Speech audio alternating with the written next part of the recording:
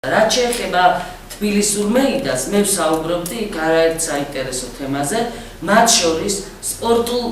ფან-კლუბებში მიმდინარე პროცესებზე და თქვენ შეგიძლიათ გადაამოწმოთ მას შემდეგ, რაც გავავრცელე ეს ინფორმაცია,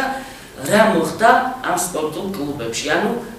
რა გადახალისება მოხდა ამ სპორტულ კლუბებში ბუნებრივი, იმიტომ რომ მე ვამბობდი არის ჯგუფები, რომლებსაც გამოიყენებენ პროვოკაციებისთვის, მე შევხვდი ამ ფან-კლუბების ხელმძღვანელობას, მქონდა საინტერესო საუბრები და მიხარია, რომ ძალიან გონივრულად გაანალიზეს ჩემს მიერ მიწოდებული ინფორმაცია და ეს პროვოკატორები გავიდნენ ფან-კლუბებიდან.